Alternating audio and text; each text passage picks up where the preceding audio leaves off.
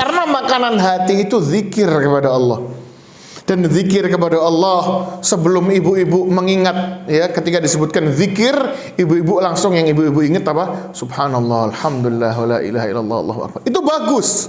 Tapi zikir yang paling nomor satu itu belajar ilmu agama. Memahami ini loh Bu, firman Allah ini loh Bu. Allah turunkan 30 juz. Dengan penuh perjuangan Rasulullah menerima Al-Quran. Selama 23 tahun Rasulullah terima Al-Quran Bu. Digebukin, Rasulullah bela-belain sabar, digebukin sama orang-orang kafir Quraisy, orang Yahudi, orang munafik dan seterusnya. Sampai selesai 30 juz.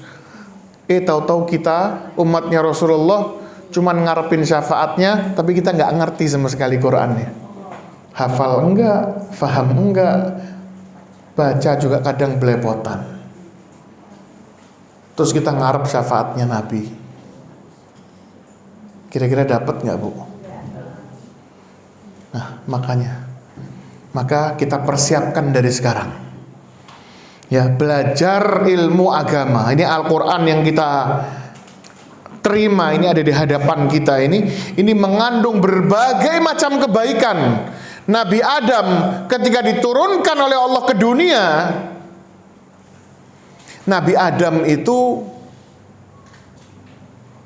menerima hukuman dari Allah. Allah izinkan Nabi Adam untuk tinggal di surga. Allah perintahkan Nabi Adam untuk tinggal di surga dan makan dari apapun makanan yang ada di surga, Nabi Adam dan juga istrinya.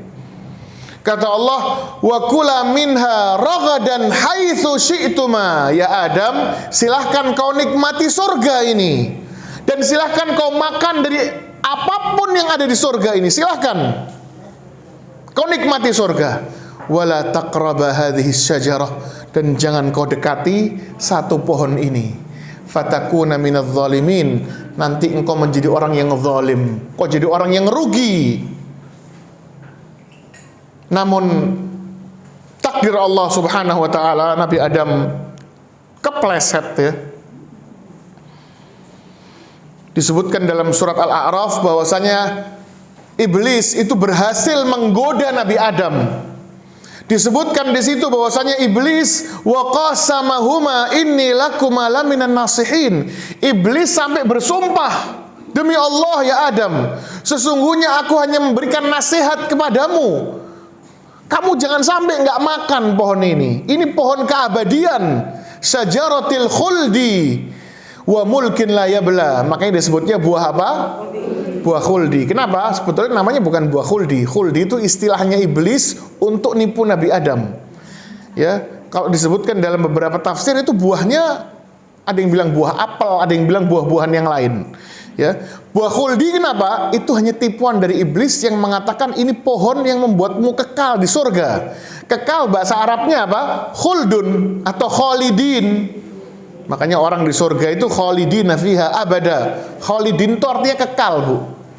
Jadi khuldi itu pohon apa? Pohon yang bikin kekal. Itu tipuan dari iblis. Iblisnya sumpah-sumpah, demi Allah ya Adam wa qasamahuma. Iblis bersumpah membawa nama Allah di depan Adam dan Hawa. Inni lakum laminan nasihin. Sesungguhnya aku hanya menasihati kalian berdua. Tapi kata Allah apa? Fadallahuma bighurur. Ternyata iblis menunjukkan Adam dan Hawa sesuatu yang apa? Sesat. Dia tipu Adam dan Hawa. Maka Nabi Adam ketika ditanya sama Allah, ya Adam, kok engkau bisa tertipu sama iblis gimana? Maka Nabi Adam mengatakan, Bu, lihat Bu, kesiannya ya bapak kita ya Nabi Adam ini. Nabi Adam mengatakan, wallahi ya Rabb, la adhunnu anna ahadan yahlifu bi ismika kadziban. Demi Allah ya Rabb, aku nggak pernah nyangka ada orang yang berani bersumpah dengan namamu tapi dia bohong. Itu Nabi Adam yang bilang. Sekarang banyak Bu ya. Berarti dia niru si iblis itu Bu. Ya, makanya sama Allah nanti di akhiratnya disusulin sama iblis, bukan disusulkan sama Nabi Adam. Karena Nabi Adam nggak pernah bohong dia. Bahkan Nabi Adam polos, saking polosnya Nabi Adam sampai bilang apa? Ya Allah, aku nggak nyangka ya Allah, ada orang yang bersumpah membawa namamu, wallahi demi Allah, tapi dia bohong. Lihat polosnya Nabi Adam. Tapi ini sudah menjadi apa? Takdirnya Allah. Karena Nabi Adam melanggar, maka Allah katakan kepada Nabi Adam, qul nahbitu minha jami'a. Ya Adam, turunlah engkau dengan istrimu. Iblis pun sama Allah diusir dari surga. Qul nahbitu minha jami'a. Nabi Adam menyesal yang luar biasa. Nabi Adam menangis sejadi-jadinya. Ya, Nabi Adam apa namanya? Menyesal ya. Udah enak-enak di surga, sama Allah cuma dilarang dari satu pohon. Satu pohon itu dimakan sama Nabi Adam. Diturunkan sama Allah ke dunia. Namun Allah mengatakan apa? Fa imma ya'tiyannakum minni huda. Kata Allah, ya Adam, kau jangan sedih, nggak usah takut. Apabila suatu hari nanti aku menurunkan petunjuk kepadamu, aku turunkan hidayah kepadamu, supaya engkau bisa kembali lagi ke surga. Faman tabi'a hudaya, maka barang siapa yang mengikuti petunjukku tersebut, fala khaufun alaihim walahum yahzanun, maka dia tidak perlu takut dan gak perlu sedih. Gak perlu takut, gak perlu sedih ya Adam, selama engkau ikuti petunjukku yang aku mau turunkan. Jadi Nabi Adam itu diletakkan sama Allah di dunia, kemudian sama Allah enggak ditelantarkan, enggak terus dibiarkan Nabi Adam, enggak. Tapi Nabi Adam juga apa diajarin oleh Allah Subhanahu Wa Taala bagaimana cara agar bisa pulang lagi ke surga. Dan cara itu adalah Al-Quran yang kita terima ini Makanya setiap Nabi dan Rasul itu sama Allah diturunkan Al-Quran ini. Ini sebagai panduan supaya bisa pulang ke surga Makanya orang yang nggak ngikutin Quran kita sebutnya apa Orang yang sesat. Sesat jalannya. Dia harusnya ngambil jalan ke surga. Ini kok ngambil jalannya seton. Tersesat dia akhirnya. Karena ujung jalan yang tersesat ini ujungnya apa Neraka ujungnya. Sedangkan Allah menunjukkan kita ke jalan yang lurus. Makanya doa yang kita baca apa? Ihdinas siratal mustaqim. Nah, ini Al-Quran ini ibu-ibu harus berusaha untuk memahami. Dan juga ada bagian di Al-Quran yang ibu-ibu harus hafal. Nggak boleh nggak hafal. Apa itu? Kata para ulama minimal seseorang itu menghafalkan Al-Quran dari surat Ad-Duha sampai An-Nas. Itu minimal Atau sebagian ulama yang lain meringankan lagi dari surat Az-Zalzalah. Surat Az-Zalzalah itu apa Idza zulzilatil ardu zilzalaha, itu idza zul itu ya. Dari situ sampai An-Nas itu harus hafal. Jangan sampai nggak hafal. Harus hafal, bacanya harus yang bagus dan harus ngerti maksudnya. Selain Al-Fatihah ya, Al-Fatihah itu juga harus sama itu. Harus hafal, bacaannya harus benar dan harus faham maknanya. Ya. Al-Fatihah sudah paham belum? Ya, ketika kita mengatakan alhamdulillahirabbil alamin, maka itu pujian dari Allah. Al-Fatihah ini sama Allah dibagi menjadi dua bagian. Sebagiannya puji-pujian untuk Allah. Bagian yang kedua doa buat kita. Dan kata Allah, kalau kita baca surat Al-Fatihah, maka kandungan doa yang ada di surat Al-Fatihah itu Allah akan kabulkan buat kita.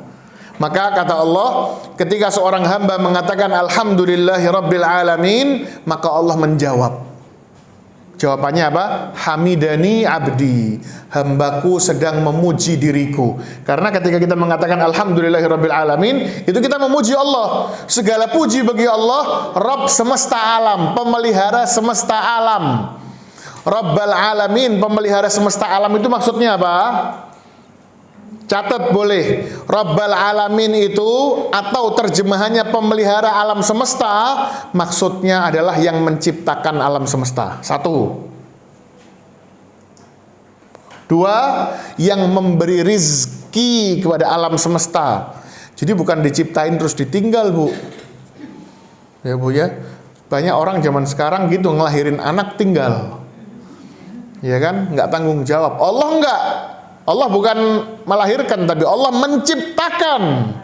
Allah yang mendesain mukanya, bentuknya kayak apa, kakinya bagaimana. Allah semuanya itu. Sudah diciptakan semua Allah, dikasih apa? Rizki. Ya Allah yang menjamin rizkinya. Kemudian yang ketiga, maksud dari Rabbal Alamin adalah yang mengatur alam semesta, yang ngatur kapan matahari terbit, kapan matahari tenggelam. Begitu matahari tenggelam muncul bulan, benar Bu ya, sebentar lagi muncul bintang. Itu jadwalnya siapa yang ngatur Bu? Itu ada jadwalnya semua Bu. Kata Allah, wa kullun fi falakin yasbahun. Kata Allah, la syamsu yanbaghi laha an tudrikal qamar walal lailu sabiqun nahar wa kullun fi falakin yasbahun. Kata Allah, enggak bakal engkau melihat matahari yang nyalip bulan, dan engkau enggak bakal melihat apa? Malam menyalip siang. Enggak bakal itu. Kenapa? Kata Allah, semuanya beredar sesuai dengan jadwal yang telah Allah tentukan. Itu maksud dari Rabbal Alamin Bu. Menciptakan, memberi rizki, dan apa? Mengatur alam semesta. Nah, ketika kita sholat baca Alhamdulillahirabbil alamin, Allah balas itu Bu. Jadi dialog. Makanya para ulama mengatakan ketika kita sholat, kita sedang dialog sama Allah. Itu benar. Itu hadis qudsi itu. Kita baca Alhamdulillahirabbil alamin, Allah jawab, hambaku memuji diriku. Kita baca lagi ayat berikutnya, Ar-Rahmanir Rahim, yang Maha Rahman, yang Maha Pengasih. Ar-Rahman ini maknanya adalah yang Maha Penyayang kepada semua makhluknya, hatta makhluk-makhluk yang jahat. Makhluk yang jahat contohnya apa? Iblis, setan, jin. Apalagi Bu? Apalagi binatang-binatang yang, atau orang kafir, itu kan makhluk-makhluk Allah yang nggak nurut sama Allah ya. Bayangin, nggak nurut sama Allah, tapi tetap disayang sama Allah. Buktinya apa? Buktinya mereka dapat rezeki di dunia. Sampai sekarang masih hidup itu iblis, jin, setan, dan lain sebagainya. Maka Ar-Rahman itu maknanya apa? Yang merahmati semua makhluknya tanpa terkecuali. Yang maha luas rahmatnya. Ar-Rahim, kalau Ar-Rahim maknanya lebih khusus lagi. Yang merahmati hambanya yang beriman saja. Jadi Rahim itu rahmatnya Allah untuk orang-orang yang beriman saja. Orang kafir nggak masuk di rahmat yang satu ini. Jadi orang beriman itu dapat double rahmat dari Allah Bu. Dapat rahmatnya Allah yang secara umum, yaitu nama Allah Ar-Rahman itu, dan dapat nama Allah Ar-Rahim. Dan bedanya apa? Bedanya Ar-Rahman ini kalau makhluknya sudah mati, selesai sayangnya. Jadi iblis masih hidup, masih dikasih rezeki sama Allah. Begitu mati, maka iblis itu nggak akan dapat rezeki lagi. Yang ada apa? Dia akan diazab sama Allah seterusnya. Begitu juga orang-orang kafir. Mereka hanya akan dapat makan dari Allah sekarang di dunia. Kalau orang kafir sudah mati, sudah selesai Bu. Tapi orang mukmin Bu, kita ini yang beriman kepada Allah, ya, selama kita menjaga keislaman kita, menjaga tauhid kita, kita tidak berbuat syirik, kita tidak mainan sama dukun, minta tolong sama jimat, penglaris, datang ke kuburan, minta sama kuburan. Mintanya kita hanya sama Allah, minta tolong sama Allah, minta kesembuhan hanya sama Allah, berdoa hanya sama Allah. Maka rahmat Allah sama kita akan bersambung meskipun kita sudah meninggal. Ya, kita kalau sudah wafat, ya, anak kita juga nggak bakal mau nemenin kita di kuburan Bu. Sama kayak kita ketika ditinggal orang tua kita, mau nggak kita nemenin orang tua kita di kuburan? Tidur di kuburan mau kita? Nggak berani Bu. Paling kita duduk sebentar, sejam, nangis-nangis sebentar, terus kita pulang juga. Kita pulang. Terus yang nemenin siapa tuh? Yang merahmati dia terus siapa Bu? Allah yang merahmati dia Bu. Allah yang jadikan amalnya sebagai temannya. Allah yang akan menjaganya dari azab kubur. Bahkan Orang-orang yang beriman, yang Allah ampuni dosa-dosanya, di kuburnya dia akan mendapatkan nikmat kubur. Apa itu nikmat kubur, Bu? Dibukakan untuk dia pintu ke surga. Sebagaimana disebutkan dalam hadis Rasul SAW yang diriwayatkan oleh sahabat Al-Bara' bin Azib. Orang mukmin itu kalau meninggal di kuburnya, setelah dia berhasil menjawab pertanyaan mungkar dan nakir, man rabbuka? Rabbi Allah. Wa madinuka? Dinil Islam. Wa man nabiyuka? Nabi Muhammad. Dia jawab dengan benar, maka Allah akan bukakan untuk dia pintu surga. Sehingga kenikmatan surga itu akan sampai ke dia, sama kayak kita buka jendela. Bisa nggak kita rasakan, Bu? Kita akan merasakan itu hawa dari luar. Kalau kita tinggal di pegunungan, Bu, ya, kita buka pintu, hawanya kita rasakan, aroma yang wangi dari pohon-pohon kita akan cium. Itu orang yang di kuburan, kalau dia beriman, Allah akan berikan dia rahmat. Dan ini nama Allah Subhanahu wa taala Ar-Rahim. Ini khusus untuk orang-orang yang beriman, Bu. Dan ketika seorang hamba dalam sholatnya mengatakan Ar-Rahmanir Rahim, maka Allah akan jawab lagi, Majjadani abdi, hambaku mengagungkan diriku. Dijawab sama Allah. Ibu nggak usah khawatir, meskipun ibu bacanya agak cepat nggak apa-apa. Jadi nggak usah pelan-pelan ya. Alhamdulillahirabbil alamin, diem dulu. Nggak perlu. Yang penting makhrajnya benar, tajwidnya betul, agak cepat nggak apa-apa. Alhamdulillahirabbil alamin, arrahmanir rahim, maliki yaumiddin. Nggak apa-apa, Bu. Allah Maha mampu. Dan Allah tetap balas satu persatu, Allah balas itu. Dan ketika seorang hamba membaca maliki yaumiddin, ini juga masih pujian kepada Allah, yang artinya adalah Malik. Apa artinya Malik, Bu? Raja atau pemilik. Dan dua-duanya maknanya betul. Raja dan pemilik Allah. Pemilik apa? Raja apa? Ad-din, raja di hari pembalasan. Ini menunjukkan bahwasanya di hari kiamat nanti ada yang namanya hari pembalasan, Bu. Di antara fase atau episode yang harus kita lalui di hari kiamat nanti adalah apa? Yaumuddin, yaumul jaza, alias hari pembalasan. Jadi hati-hati, Bu. Ini hari pembalasan ini, ya banyak orang yang gagal di sini. Dia amalnya banyak, sholatnya banyak pahalanya, banyak pahala dari zakat, dari puasa, dari haji. Tapi ternyata dia di dunia, dia suka mengganggu tetangga. Dia suka ngerecokin misalnya hubungan keluarga tetangganya, sepupunya, saudaranya, kakaknya, adiknya. Dia cari-cari masalah terus. Ngajak berantem aja. Maka Allah akan balas itu di hari kiamat. Ini juga ibu-ibu hati-hati ya, terutama untuk ibu-ibu ya. Jaga silaturahimnya, Bu. Jaga hubungan baik dengan tetangga. Jangan suka ngomongin orang. Jangan suka ghibah. Jangan suka namimah. Ditahan, lisannya ini ditahan, Bu. Bisa nggak, Bu, tahan, Bu? Nggak bisa ya? Ya, ibu-ibu bisa nggak sih, Bu, kalau... Karena ibu-ibu biasanya kalau ngomong panjang dikit, mesti ngomongin orang. Ya, katanya gitu ibu-ibu. Ngomongnya misal awal tentang gimana pasar, gimana harga ini, bagaimana. Lama dikit ngomongin orang. Hati-hati, Bu, jangan, Bu. Ingat maliki yaumiddin.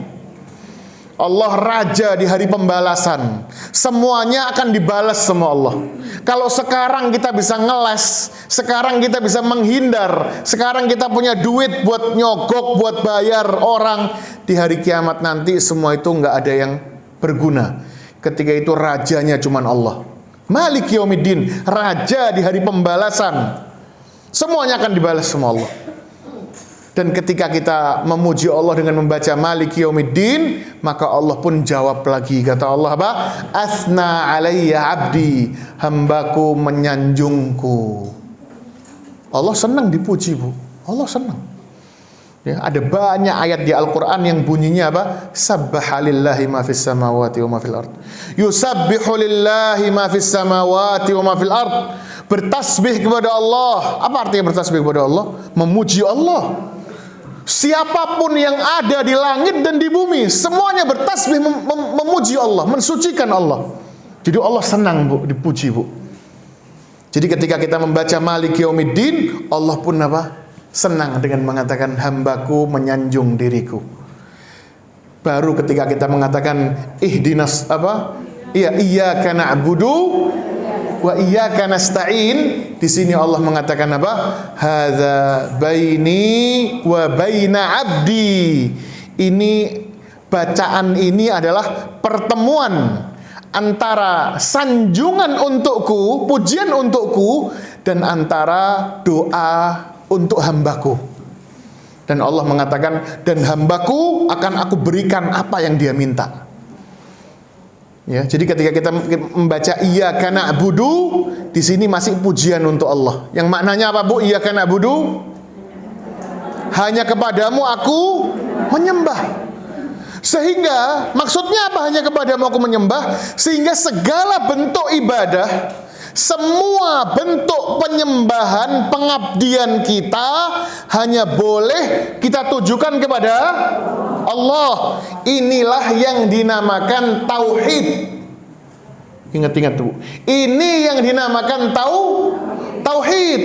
Dan ini kata para ulama, intisari dari semua kehidupan itu ada di iyyaka na'budu wa iyyaka nasta'in ini, Bu.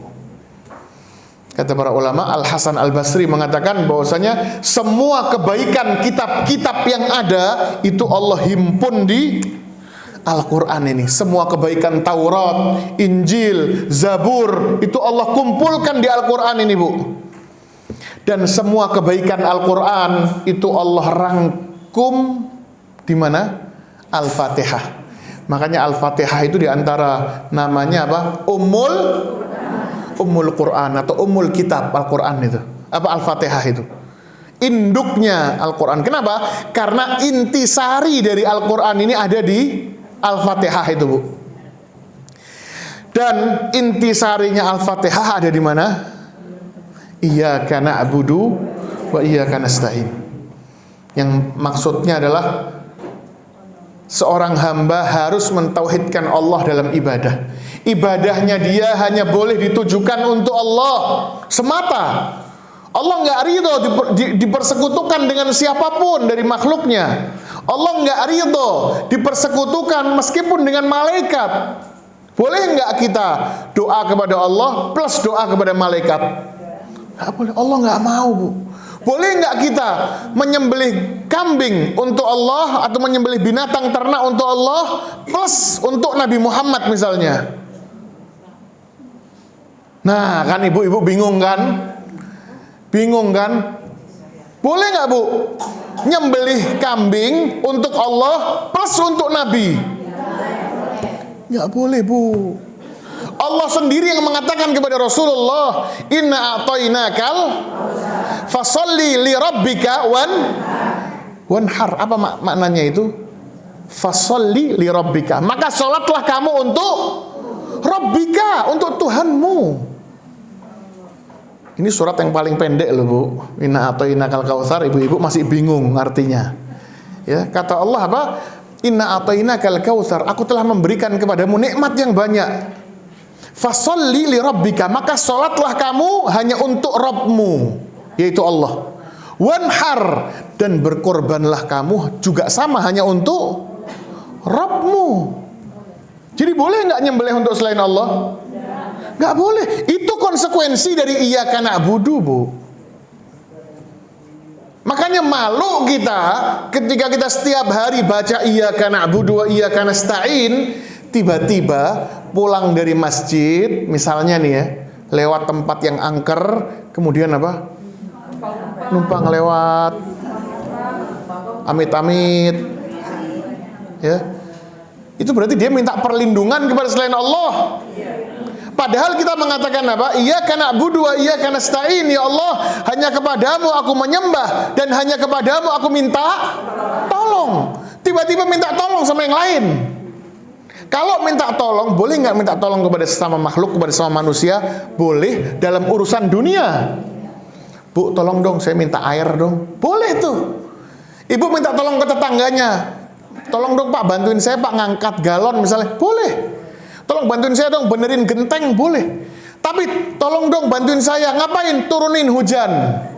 Bantuin saya dong, gimana? Ini anak saya udah lama nggak hamil. Bantuin dong, kasih anak dong. Bisa nggak? Rezeki saya udah lama seret, tolong dong kasih rezeki, boleh nggak? Jadi minta tolong, ya, dengan urusan yang manusia nggak mampu, hanya boleh kepada siapa, Bu? Kepada Allah. Dan sekarang banyak loh, Bu, orang-orang yang rezekinya lagi sempit datang ke kuburan. Ya, mungkin sebagian mungkin tawasul pun hukumnya juga masih, ya, Rasulullah nggak pernah ngajarin tawasul seperti itu ke kuburan tuh. Tapi banyak juga orang yang ke kuburan betul-betul minta sama yang dikubur, datang ke dukun, ya, minta penglaris dan lain sebagainya. Rumahnya dipasangin tuh, Bu, jimat-jimat dan segala macam. Terus iyyaka na'budu wa iyyaka nasta'innya kemana itu? Malu nggak sama Allah? Terus di akhirat minta syafaat. Padahal Rasulullah Shallallahu Alaihi Wasallam, salawat, Bu. Kalau disebutkan nama Rasulullah, salawat. Ya, Shallallahu Alaihi Wasallam. Ketika Rasulullah Shallallahu Alaihi Wasallam ditanya, ya Rasulullah, man ahaqqun nas bi syafa'atika yaumal qiyamah? Ya Rasulullah, siapa orang yang paling berhak mendapatkan syafaatmu di hari kiamat nanti? Maka Rasulullah mengatakan apa? Man qala la ilaha illallah khalisatan min qalbi, yaitu orang-orang yang mengatakan la ilaha illallah ikhlas dari dalam hatinya, benar-benar dia faham makna la ilaha illallah dan benar-benar dia pegang itu la ilaha illallah sampai dia wafat. Dan la ilaha illallah maknanya apa, Bu? Tidak ada yang berhak disembah selain Allah. Itu makna yang betul. Nggak ada yang berhak disembah kecuali Allah. Nggak ada, Bu. Sesembahan selain Allah itu nggak ada. Dan makna la ilaha illallah yaitulah iyyaka na'budu wa iyyaka nasta'in. Benar nggak, Bu? Kan iyyaka na'budu maknanya apa? Hanya kepadamu ya Allah aku menyembah.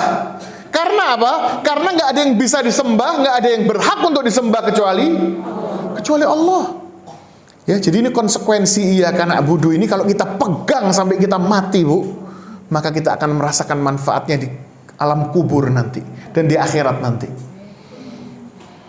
Ya, maka pegang ini betul-betul, Bu. Iyyaka na'budu ya Allah, hanya kepadamu aku menyembah, hanya kepadamu aku beribadah ya Allah. Wa iyyaka nasta'in. Dan iyyaka nasta'in ini termasuk doa dari hamba kepada Allah. Dan hanya kepadamu ya Allah aku minta tolong. Maka Allah mengatakan apa? Maka hambaku akan mendapatkan apa yang dia minta. Ketika kita mengatakan iyyaka nasta'in, ya Allah aku minta tolong hanya kepadamu ya Allah, maka Allah kabulkan itu. Allah akan tolongin kita kalau kita minta sama Allah.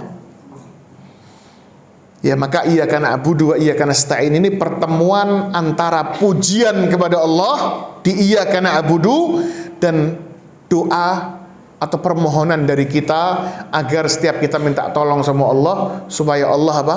Menolong. Ihdinas siratal mustaqim, maka ya Allah tunjukkan aku jalan yang lurus ya Allah. Ketika kita memohon ihdinas siratal mustaqim, makanya ketika kita sholat kita baca Al-Fatihah, ya usahakan baca Al-Fatihah yang khusyuk. Karena sholat itu doa. Sholat ini, Bu, ibadah yang sangat besar, ibadah yang sangat agung. Kenapa? Karena ketika sholat hamba itu menggabungkan antara zikir, bacaan Al-Quran dan doa. Dia berzikir ketika Allahu Akbar, dia baca subhanallah subhanakallahumma wa bihamdika Allahumma ighfirli. Atau kalau ibu bacanya apa biasanya? Subhana rabbiyal azim wa bihamdihi, ya subhana rabbiyal a'la, itu zikir. Ada bacaan Quran juga ketika sholat, baca Al-Fatihah, baca surat, ya kan? Dan ada doa juga ketika sholat.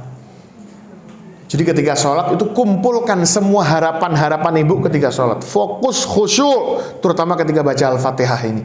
Ihdinas siratal mustaqim ya Allah, tunjukkan aku jalan yang lurus ya Allah. Apa itu jalan yang lurus? Tafsirannya ayat berikutnya. Yaitu apa? Siratal ladzina an'amta alaihim, yaitu jalan orang-orang yang kau beri nikmat ya Allah. Siapa orang-orang yang diberi nikmat sama Allah? Disebutkan dalam ayat yang lain, ya minan nabiyyin was-siddiqin wasyuhada was-salihin. Ini jalan orang yang diberi nikmat, ini jalannya 4 golongan ini, Bu. Yaitu jalannya para nabi, was-siddiqin. Siddiqin ini maksudnya siapa? Orang yang membela nabi, yang membenarkan dakwahnya nabi. Contohnya siapa? Ya para sahabat itu, Abu Bakar, Umar, Utsman, Ali, itu siddiqin itu. Wasyuhada, dan orang-orang yang mati syahid memperjuangkan agama Islam ini.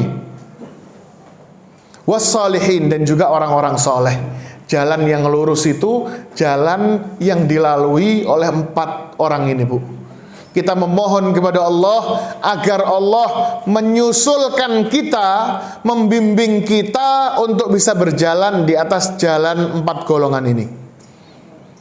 Siratal ladzina an'amta alaihim ghairil maghdubi alaihim. Jangan kau tunjukkan aku jalan orang yang kau murkai, ya Allah. Siapa orang yang dimurkai sama Allah? Contohnya orang-orang Yahudi yang punya ilmu nggak diamalkan sama Allah. Kita nggak mau ditunjukkan sama Allah ke jalan seperti itu. Kita jangan sampai kita sama Allah disamakan ya sifat kita dengan orang-orang Yahudi itu. Punya ilmu tapi nggak diamalkan. Waladhdallin, dan juga jangan kau tunjukkan aku ya Allah ke jalan orang-orang yang tersesat. Contohnya siapa? Iya, kata Ibnu Abbas, contohnya orang-orang Nasrani, orang-orang yang tersesat. Kenapa tersesat? Karena orang-orang Nasoro ini rajin beramal, tapi tidak di atas ilmu. Injilnya itu sudah berantakan, sudah dirubah-rubah. Ya, yang rubah Injil itu disebutkan orang Yahudi. Ya, adapun orang Yahudi, dia punya Injil, tapi sama dia nggak diikuti itu Injilnya. Apa? Dia punya Taurat. Ya aturan Taurat, tapi sama dia apa? Nggak ada yang dikerjakan. Jadi yang satu Yahudi ini punya ilmu nggak diamalkan, yang satu Nasoro rajin beramal tapi tanpa ilmu. Maka jalan yang lurus adalah jalan yang menggabungkan antara ilmu dan amal. Jadi kalau mau jalan di atas jalan yang lurus, caranya bagaimana, Bu? Yang pertama harus belajar ilmu agama. Belajar ini ilmu Al-Quran, Bu. Minimal dari Al-Duha sampai An-Nas. Atau kalau berat, ya minimal dari Az-Zalzalah.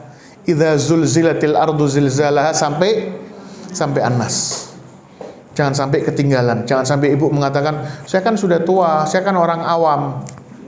Nggak bisa, Bu. Allah akan tanya itu, Bu. Allah akan tanya itu. Ya Allah, diantara yang akan Allah tanyakan di hari kiamat adalah apa? Umurnya dia habiskan untuk apa? Kalau cuma dihabiskan untuk mencari dunia, celaka kita. Ya, celaka kita. Na'udzubillah min dzalik. Maka Allah Subhanahu wa taala berfirman, "Idza zulzilatil ardu zilzalaha." Apabila Allah menggoncangkan bumi ini dengan goncangan yang dahsyat. Ya, zal itu artinya goncangan sekali. Tapi ketika diulang zalzala atau zulzila, maka maknanya adalah apa? Digoncang berkali-kali. Ya, idza zulzilatil ardu zilzalaha, apabila zulzilat digoncangkan berkali-kali. Apa yang digoncangkan berkali-kali? Al-ardu. Ardu artinya bumi ini. Zilzalaha, dengan goncangan yang kuat. Sudah digoncangkan berkali-kali, digoncangkan dengan goncangan yang kuat.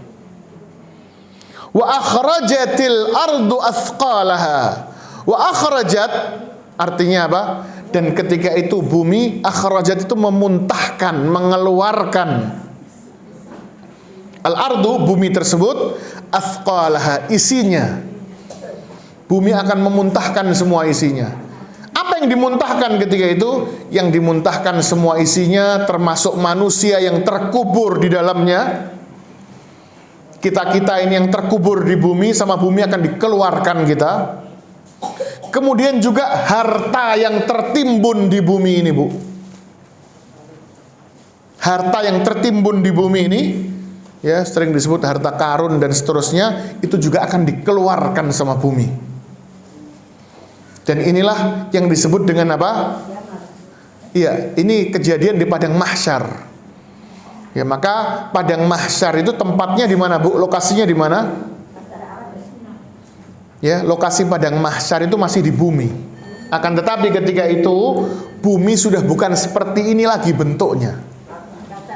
Ya, yauma tubaddalul ardu ghairal ardi was samawat. Pada hari itu Allah merubah bentuk bumi. Ya, bukan seperti bumi yang awal. Was samawat, begitu juga langit-langit. Bukan seperti sekarang bentuknya. Bentuknya sudah berubah. Ya, langit sudah dibuka sama Allah, bumi dihamparkan sama Allah. Ya, nggak ada lagi jurang, nggak ada lagi gunung. Maka bumi pun akan memuntahkan isinya. Di antara isi yang dimuntahkan sama bumi apa? Harta karun. Dan ketika itu akan menumpuk harta. Harta akan menumpuk dengan sangat tinggi. Dan ketika itu banyak manusia yang mendatangi harta tersebut dan dia memaki-maki harta tersebut. Dia mengatakan, gara-gara kamu aku jadi terbunuh dulu. Atau gara-gara kamu aku jadi ngebunuh orang. Gara-gara kamu aku jadi putus silaturahim. Gara-gara kamu aku jadi namimah, aku jadi ghibah dan seterusnya. Dia akan memaki-maki harta yang ya di hari itu sudah nggak ada manfaatnya lagi.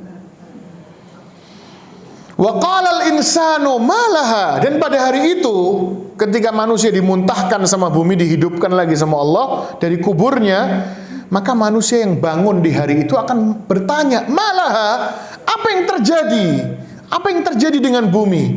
Ya, kenapa bentuknya kok berubah seperti ini? Kenapa bentuk langit kok berubah seperti ini? Ya, para ulama menyebutkan, sebagian ahli tafsir menyebutkan bahwasanya manusia yang dimaksud di sini adalah siapa? Orang kafir. Karena orang kafir dia nggak pernah baca Al-Quran, jadi dia nggak tahu cerita kehidupan setelah kematian seperti apa. Adapun orang mukmin, maka orang mukmin ketika dibangkitkan di hari kiamat, maka dia akan bangkit dengan tenang, Bu. Kenapa? Karena kita sudah dapat bocoran dari Allah. Kita udah sering baca tentang cerita-cerita hari kiamat. Ya, makanya Rasulullah mengatakan, barang siapa yang ingin mengetahui kejadian-kejadian hari kiamat, maka hendaknya dia membaca 3 surat. Yang pertama Al-Kuwirat, At-Takwir, idza syamsu kuwirat. Boleh nanti ibu sedikit-sedikit baca ya.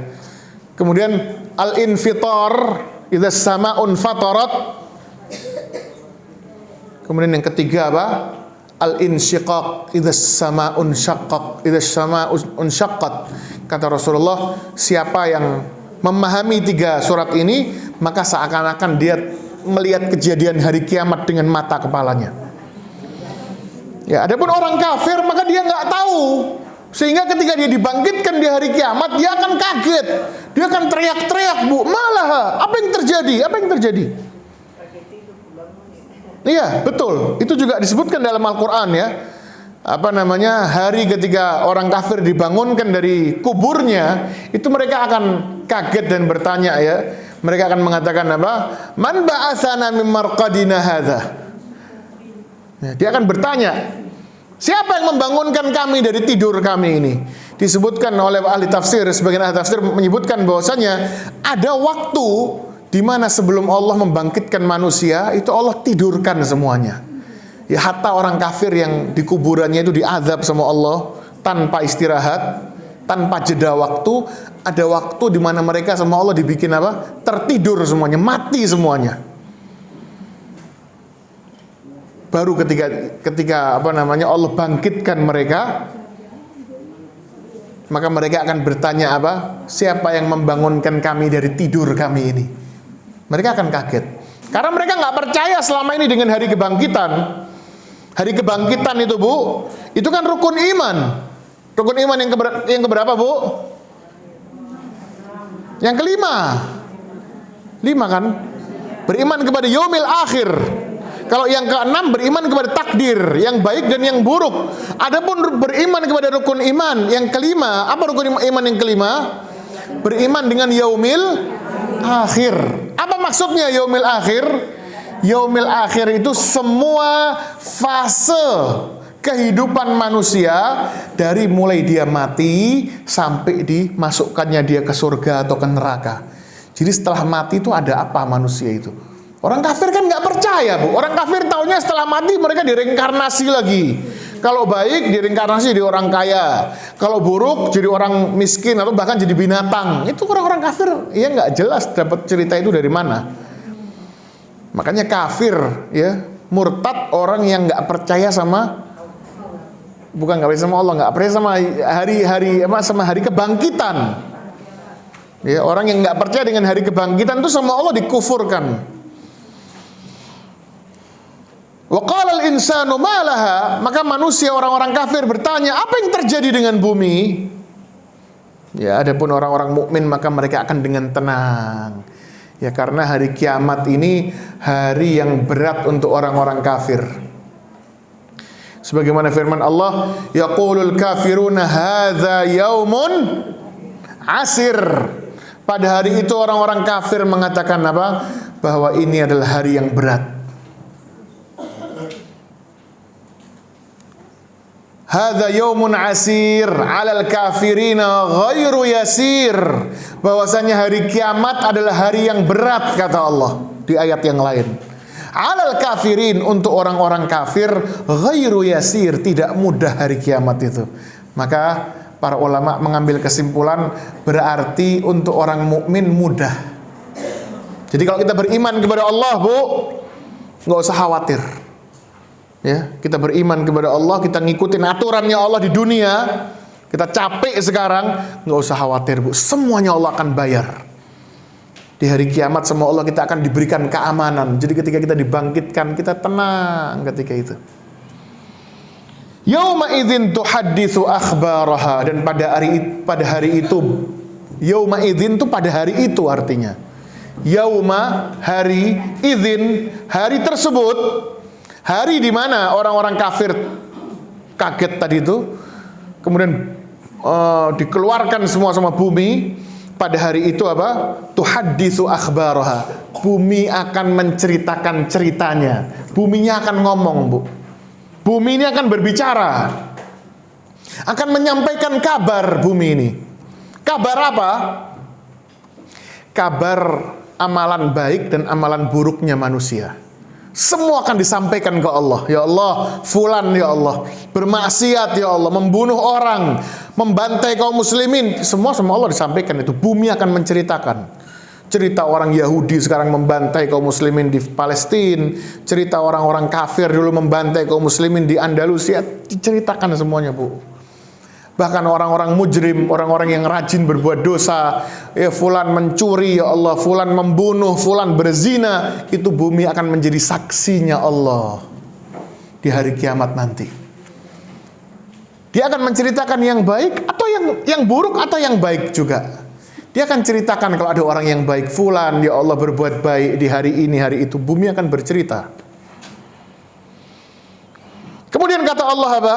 Bi anna rabbaka auhalaha. Kenapa kok bumi bercerita? Kenapa kok tiba-tiba bumi bisa bicara? Karena disebutkan di sini bi anna rabbaka auhalaha. Karena bi anna itu karena rabbaka, Tuhanmu memerintahkannya. Bumi dikasih wahyu sama Allah. Allah mewahyukan kepada bumi untuk menjadi saksi, untuk menceritakan semua kejadian. Maka bumi pun bercerita. Dan bumi nurut sama Allah, nurut semuanya. Ya, semua yang ada di langit dan di bumi itu sujud kepada Allah. Semuanya takut kepada Allah. Semuanya nurut dengan kehendaknya Allah. Yang berani nggak nurut itu cuman kita berdua, Bu. Setan atau jin dan manusia saja. Yang berani membantah perintah Allah itu cuman siapa, Bu? Manusia dan jin. Yauma idzi yasdurun nas, kata Allah pada hari itu, yasdurun nas, manusia akan dibangkitkan oleh Allah. Pada hari itu manusia akan bermunculan dari dalam bumi ini. Ya, manusia diciptakan dari tanah, ya kan? Kemudian sama Allah dikembalikan ke tanah, dan di hari kiamat nanti akan munculkan, dibangkitkan lagi dari tanah. Maka Allah mengatakan pada hari itu manusia akan dimunculkan dari tanah, akan keluar dari tanah, liyurau a'malahum. Ya, disebutkan di sini dalam tafsirnya, fi dzalikal yaumil azim alladzi tatazalzalu fihi al-ard yakhrujun nasu min mauqifil hisab firaqan liyushahidu a'malahum. Pada hari itu manusia akan dipanggil oleh Allah menuju ke persidangannya. Setelah manusia dibangkitkan sama Allah di yaumul hisab, maka akan dipanggil satu persatu. Dan pada hari itu manusia akan apa? Liyurau a'malahum, akan ditunjukkan amalan-amalan yang pernah dia lakukan di dunia. Bahkan disebutkan dalam ayat yang lain, ahsahullahu wa nasuh, semua amalan manusia yang pernah mereka kerjakan semuanya sama Allah dicatat dengan detail. Dan pada hari itu banyak manusia yang sudah lupa dengan perbuatannya, kembali sama Allah diingatkan lagi, kau pernah berbuat ini, kau pernah berbuat itu. Ya, maka yauma idzin yasdurun nas, pada hari itu manusia akan dihisab oleh Allah, dipanggil oleh Allah untuk dihisab, liyurau a'malahum, untuk diperlihatkan perbuatan mereka. Dan diperlihatkan amalan mereka ini, perbuatan mereka ini bukan hanya diperlihatkan amalannya saja, tapi juga diperlihatkan apa? Balasannya apa, Bu. Jadi sama Allah akan ditunjukkan, diingatkan lagi dengan perbuatan yang pernah dia kerjakan, kemudian sama Allah ditunjukkan balasannya apa. Maka Allah mengatakan, faman ya'mal mithqala dzarratin khairan yarah. Maka barang siapa yang pernah mengamalkan amalan mithqala dzarratin, sebesar debu atau sebesar pasir yang paling kecil, ukurannya sudah bukan kilo atau ons atau berapa senti, berapa meter, enggak, tapi sudah apa? Mithqala dzarrah, sebesar debu yang paling kecil. Hitungannya seperti itu, Bu, hitungannya, timbangannya itu.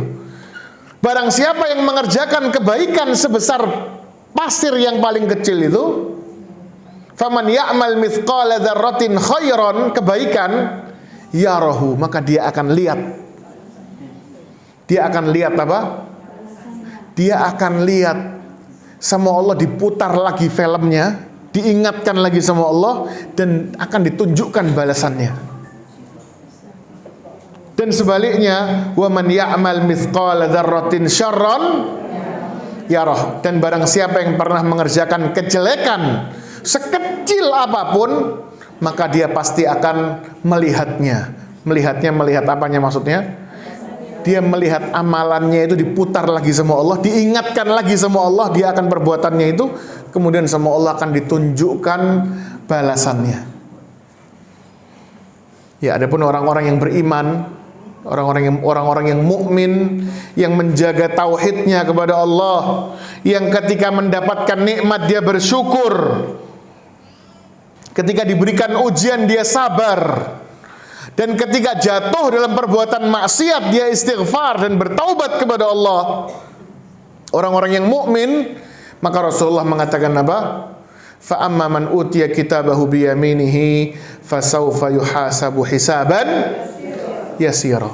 Adapun orang-orang yang menerima catatan amalnya dengan tangan kanan, maka dia akan dihisab dengan hisab yang mudah.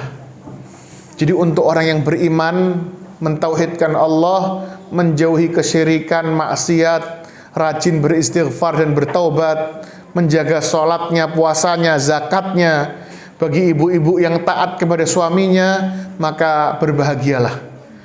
Ya, karena insya Allah orang-orang yang beriman, yang seperti itu sifatnya, Allah akan hisab dengan hisab yang mudah. Apa itu hisab yang mudah? Hisab yang mudah itu hanya pemaparan saja. Al-arad, kata Rasulullah. Jadi hisab yang mudah itu sama Allah hanya dipaparkan. Bukankah kamu pernah mengerjakan dosa ini, itu? Bukankah kamu di hari ini, hari itu jam sekian pernah bermaksiat? Bukankah kamu di hari ini, itu tengah malam kamu pernah sembunyi-sembunyi melakukan amalan ini dan itu? Dan orang yang beriman kepada Allah, dia nggak akan ngeles sama sekali. Dia hanya akan mengatakan, iya ya Allah, iya ya Allah, sambil susah, ketakut dia. Sampai kata Rasulullah apa? Hatta dhanna annahu halak, sehingga dia menyangka bahwasanya dia pasti akan masuk neraka.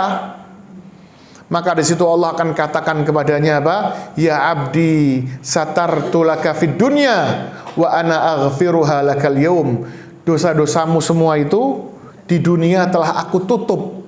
Aku tutupi aibmu di dunia dulu. Aku nggak sebarkan kepada tetanggamu, keluargamu, nggak ada yang tahu dosa-dosamu itu.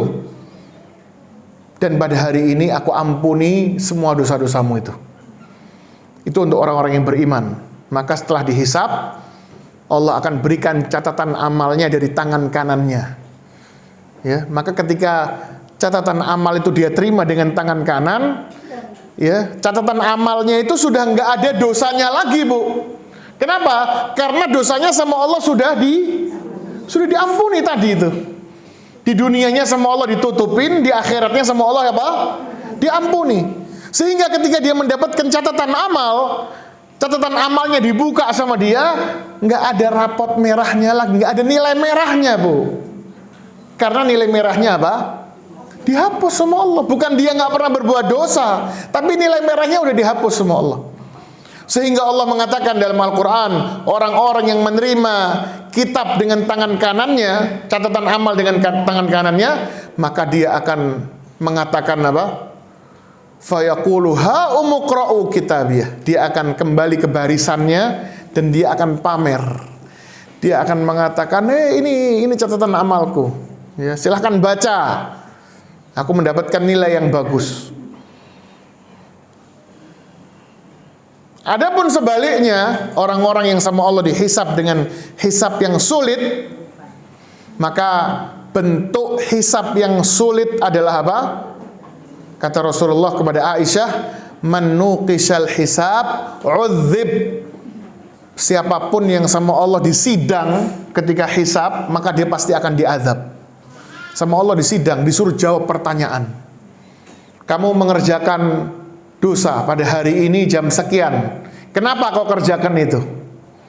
Kalau sama Allah sudah ditanya, tandanya berarti apa, Bu? Pasti bakal diazab orang itu. Ini yang dinamakan hisab yang berat. Adapun hisab yang mudah, maka kita sama Allah nggak disuruh jawab, Bu. Kita sama Allah cuman dipaparkan saja. Kamu pernah berbuat ini, itu, dan kita semua akan ngaku, iya ya Allah, iya ya Allah.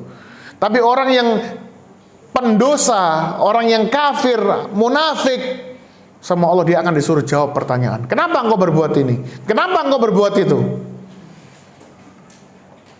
Kau berbuat syirik kepada aku, kenapa? Disebutkan dalam Al-Quran bahwasanya orang-orang kafir mereka nggak ngaku.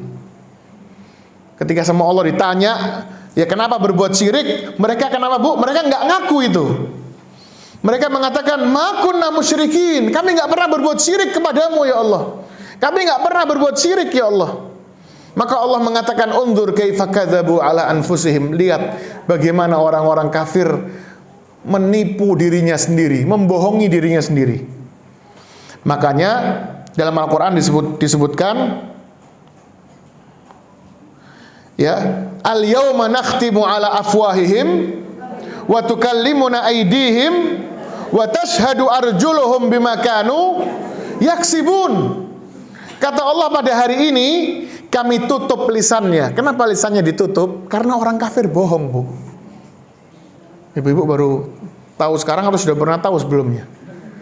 Ya, kenapa kok orang itu yang ditutup mulutnya itu siapa? Itu orang kafir, Bu, bukan orang mukmin. Karena kalau orang mukmin itu sama Allah nggak disuruh jawab hisab. Yang disuruh jawab siapa, Bu? Orang kafir. Dan mereka akan bohongin Allah. Mereka menyangka Allah bisa dibohongin, Bu. Dia nggak ngaku kalau dia pernah berbuat syirik. Ma kunna musyrikin, ya Allah, kami nggak pernah berbuat syirik ya Allah. Maka sama Allah dikunci mulutnya. Wa tukallimuna aydihim, tangannya yang sama Allah ketika itu disuruh ngomong. Ya. Dan juga apa? Kakinya, wa tashhadu arjuluhum. Bahkan disebutkan dalam ayat yang lain, bahkan kulitnya bisa berbicara. Dikunci mulutnya sama Allah. Kenapa? Bohong. Di dunia udah jadi tukang bohong, tukang ngibulin orang. Di hari kiamat dia mau ngibulin Allah. Tutup mulutnya sama Allah, tangannya sama kakinya disuruh berbicara. Begitu tangannya ngaku, kakinya ngaku, selesai hisabnya, maka dia pun omelin tangannya. Dia mengatakan apa? Lima syahidtum alaina. Kenapa kok kamu malah bersaksi untuk memberatkan kami? Untuk memberatkan kita semuanya. Kamu bersaksi, kamu akan memasukkan kita semua ke dalam neraka. Maka tangannya mengatakan apa? Qalu antaqanallah. Allah yang perintahkan kami untuk berkata jujur. Nggak bisa bohong lagi. Ya itulah yang akan terjadi di hari kiamat nanti. Sampai jam berapa? Sampai zuhur. Zuhurnya jam 12. Thayyib. Sedikit lagi Bu ya. Satu surat lagi, masih kuat? Atau cukup? Atau mau pertanyaan? Tanya jawab. Oke, thayyib. Nah, mungkin ini yang bisa disampaikan pada kesempatan kali ini. Apabila ada yang mau ditanyakan oleh ibu-ibu, silahkan.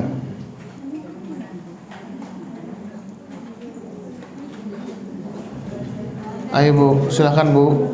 Ustaz, bagaimana kalau orang yang dibakar itu ntar dibangunnya bagaimana dari kiamat? Orang yang Dibakar, yang udah mati dibakar. Iya, orang yang meninggalnya misalnya kebakaran gitu ya. Atau orang India tuh dibakar. Di hari kiamatnya gimana? Iya. Jadi Allah SWT berfirman Bu dalam Al-Quran, ya, dalam surat Qaf, Allah mengatakan bahwasanya Allah apa? Allah mengatakan dalam surat Qaf. Bentar, bisa saya buka ayatnya. Allah mengatakan, qad alimna ma tanqusul ardu minhum wa indana kitabun hafiz. Kata Allah apa? Bahwasanya orang-orang kafir mereka mengatakan, a idza mitna wa kunna turaba. Apakah ketika kami mati dan kami sudah menjadi debu, kami sudah menjadi tanah, apakah kami akan dibangkitkan?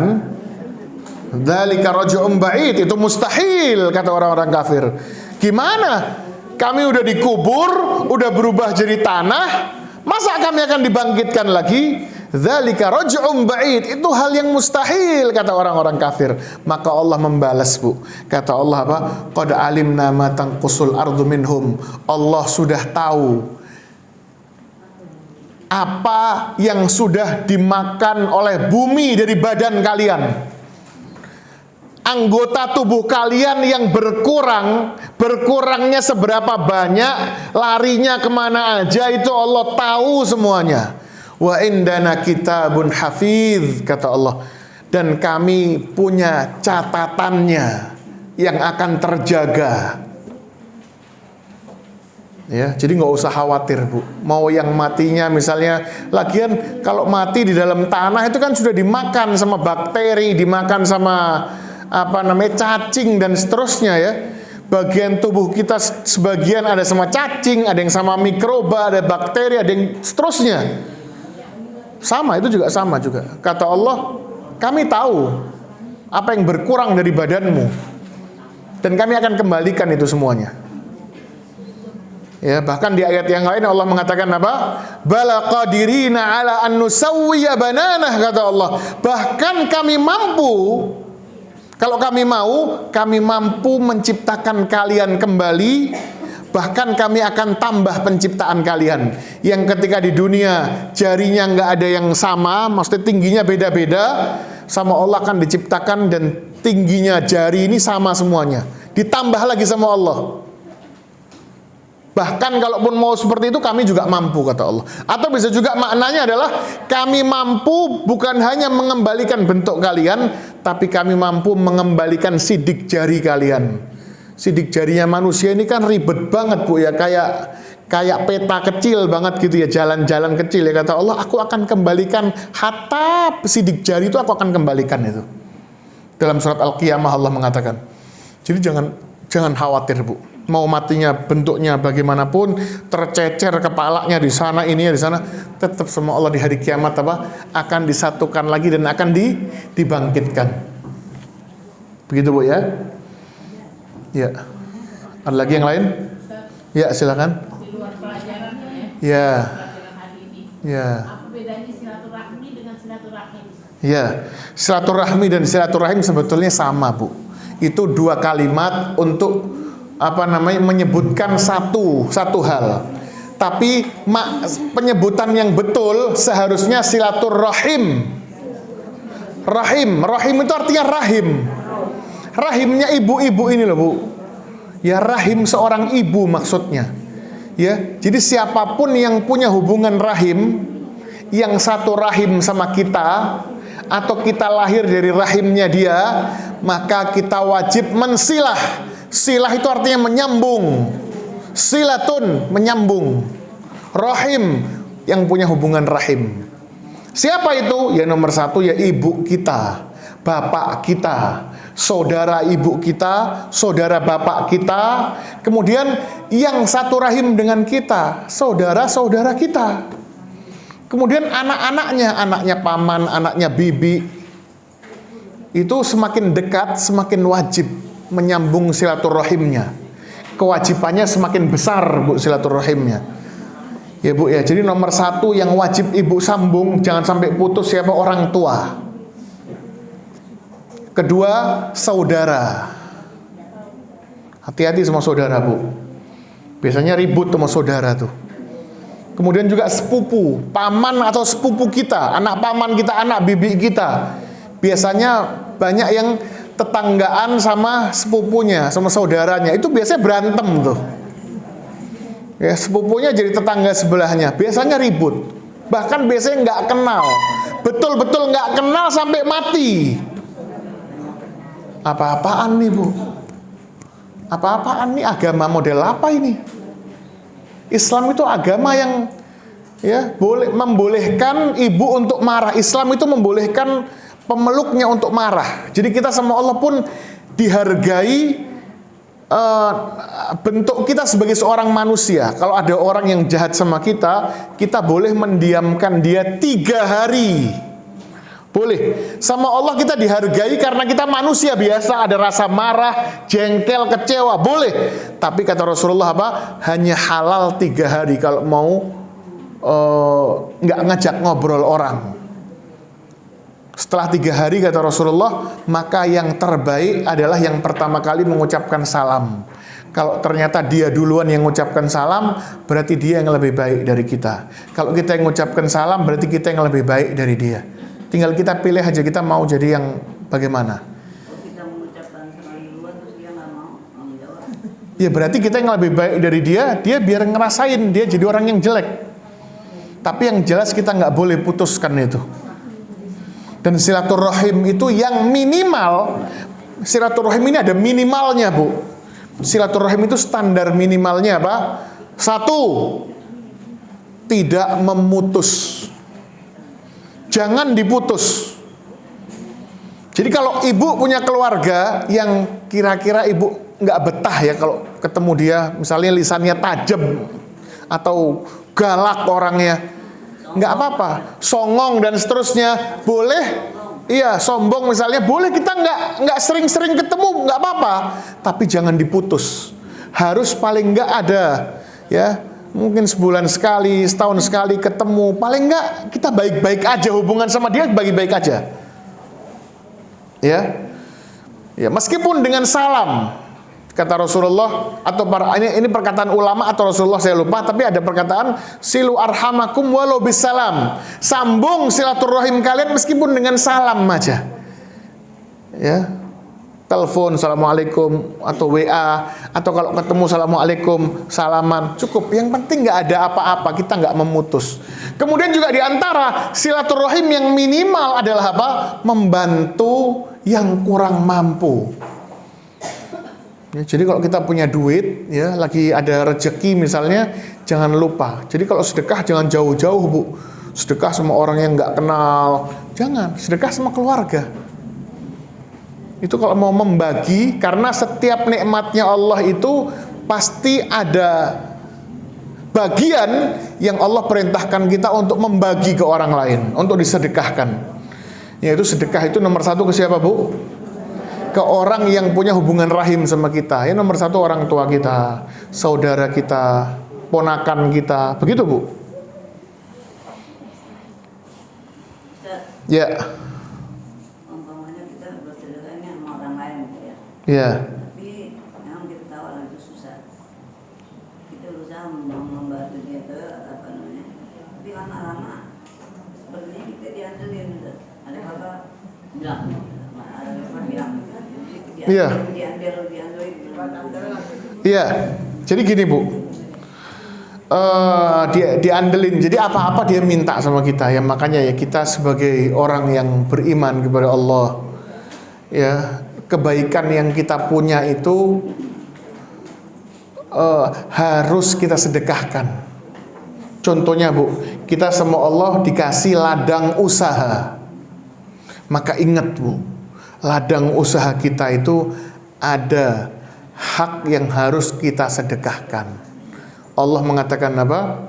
Alif lam mim dzalikal kitabu la raiba fihi hudal lil muttaqin alladzina yu'minuna bil ghaibi wa yuqimunas sholata wa mimma razaqnahum yunfikun. Artinya apa? Dan dari apa yang kami rizkikan kepada dia, dia menginfakkan, termasuk sumber penghasilan kita tadi itu. Jadi kita kalau dapat ladang rezeki, sumber rezeki, kita harus bagi sama orang. Ya kita ajarin dong. Kita misalnya punya sumber rezeki, kita dapat ilmu, misalnya dapat apa namanya kerjaan nih misalnya nih. Jangan cuman hartanya yang kita bagi. Ajakin juga tuh saudara kita untuk kerja bareng sama kita. Ajarin ilmunya, nggak apa-apa dia biar buka lapak juga, Bu. Jangan khawatir, Bu, rezeki Allah yang ngasih, Bu. Ibu berbagi sama Allah nggak akan dikurangin, kata Rasulullah. Mana qasat shadaqatun min malin, nggak akan berkurang harta dari sedekah, nggak akan kurang, bahkan akan semakin dikasih berkah sama Allah. Jadi ajarin saudara kita untuk bisa kerja, terutama saudara kandung, supaya dia nggak ngandelin kita lagi. Kalau kita kasih duit doang, ya dia tetap nggak bisa kerja, Bu. Duitnya bentar habis. Memang duit ini sebentar-sebentar habis. Ya, Bu, nggak ada duit yang mau betah di dompet kita, Bu. Ada? Ibu pernah nemuin nggak duit yang betah tinggal di dompet? Nggak ada, Bu. Ya, jadi ibu-ibu apa harus kita bagi itu. Kita punya apa namanya sumber apa namanya penghasilan, nggak apa-apa, Bu, ajarkan itu. Lihat Nabi Musa alaihissalam. Nabi Musa ketika sama Allah diangkat menjadi seorang nabi, Nabi Musa merekomendasikan saudaranya yaitu Harun supaya sama Allah juga diangkat jadi nabi. Lihat, Bu, Nabi Musa sharing. Dia dapat rezeki jadi nabi rezeki bukan, Bu? Bahkan jadi rasul, rezeki yang besar bukan itu? Ya nikmat yang besar, bakal dijamin surga loh, Bu. Doanya mustajab. Bayangkan, begitu Nabi Musa sama Allah diangkat jadi nabi, Nabi Musa langsung merekomendasikan saudaranya. Wa hadza akhi Harun, ini saudaraku yang namanya Harun ya Allah. Bahkan dipuji sama Nabi Musa, huwa afsahu minni lisanan, dia lisannya lebih fasih daripada aku. Fa'arsilhu ma'i, maka utuslah dia bersamaku ya Allah, jadikan dia juga rasul sama seperti aku ya Allah. Yusaddiquni, supaya dia bisa menemaniku ya Allah. Hebat nggak, Bu? Maka para ulama mengatakan nggak ada saudara yang memberikan saudaranya pemberian yang lebih besar dari pemberian Nabi Musa kepada saudaranya Harun. Apalagi kita dapat sumber rezeki baru kecil kayak begitu, udah bakhilnya luar biasa. Mungkin kita misalnya ngomong gini misalnya, kan rezeki saya baru segini Ustadz, baru puluhan juta, ntar deh kalau saya punya miliaran baru saya kasih. Nggak bakal, Bu. manusia semakin tajir, maka akan semakin bakhil. Jadi jangan. Ya. Jadi nggak masalah itu ya. Kalau punya sumber penghasilan, paling nggak kita ajarin saudara kita juga. Nih, sini, lo gue ajarin ya. Ya, kalau mau kerja begini cari, mau dapat duit, lo besok pagi-pagi mandi yang bersih, sini jalan bareng, ajarin dikit-dikit. Ya meskipun kita nggak nge-share 100%, tapi paling nggak ajarin yang cukup buat dia untuk bisa setiap hari dapat.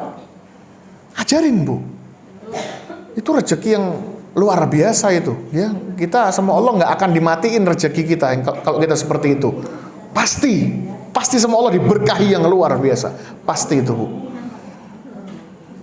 Ya bu ya, iya. Ini orang dulu pernah bilang mau dagang. Iya. Dia usaha itu ke sekolah. Akhirnya anaknya sakit, nggak boleh mau dijual. Jadi akhirnya habis aja semua kita usaha ini suka benar gitu. Iya. Iya. Jadi kita juga anggaran kalau lagi ingat Allah kita apa kita lama-lama kesal. Iya bu. Iya. Iya. Sebagaimana sabda Rasulullah sallallahu alaihi wasallam, "Man nafasa an mu'minin kurbatan min kurabid dunya, nafasallahu anhu kurbatan min kurabi yaumil qiyamah." Kata Allah, barang siapa yang membebaskan seorang mukmin dari kesulitan dunia, maka Allah akan bebaskan dirinya dari kesulitan dunia dan akhirat. Kita membantu seorang muslim untuk dia terlepas dari keterhimpitan dunia, maka balasan Allah buat kita, Allah akan selamatkan kita dari himpitan dunia dan akhirat. Tinggal kita ingat aja, ujian ini gantian. Sekarang saudara kita, bisa jadi tahun depan kita yang dapat ujian. Kalau ketika orang lain dapat ujian, kita sama Allah dikasih kemampuan, kita bantu dia, harapan kita apa? Harapan kita bukan nanti ketika aku susah supaya dia bantuin saya, bukan itu harapan kita. Tapi harapan kita ketika Allah kasih ujian itu buat kita, Allah akan tolong kita. Dan ini ibu bisa buktikan bu, orang yang rajin sedekah, orang yang dermawan, itu pasti sama Allah bikin hartanya harta yang berkah. Pasti Allah berikan keberkahan. Hartanya nggak akan ada matinya bu. Ya, bahkan Allah akan bukakan sumber-sumber penghasilan lagi untuk dia yang banyak, yang nggak akan mati, bahkan mungkin sampai anak cucunya. Pasti itu. Ini Allah yang bilang. Kalau saya yang bilang ibu nggak usah percaya. Ini yang bilang Allah. Adzan? Iya. Ya intinya di dunia ini kita harus belajar ilmu agama, karena yang namanya amal itu butuh dengan ilmu. Kalau kita beramal, kita nggak punya ilmu, kita nggak akan sanggup beramal bu, dan kita nggak akan bisa beramal. Jadi untuk bisa sabar butuh ilmu, untuk bisa bersyukur butuh ilmu, untuk bisa husnul khatimah juga butuh ilmu. Jadi orang yang mengharapkan husnul khatimah nggak mau belajar ilmu agama, sama aja kayak dia ngarepin hujan emas dari langit. Mungkin nggak bu? Nggak mungkin. Ya. Jadi untuk bisa husnul khatimah kita perlu ilmu agama. Mungkin itu yang bisa disampaikan pada kesempatan kali ini. Kurang lebihnya saya mohon maaf. Kita tutup dengan doa kafaratul majlis. Subhanakallahumma wa bihamdika asyhadu an la ilaha illa anta astaghfiruka wa atubu ilaik. Assalamualaikum warahmatullahi wabarakatuh. Bismillah.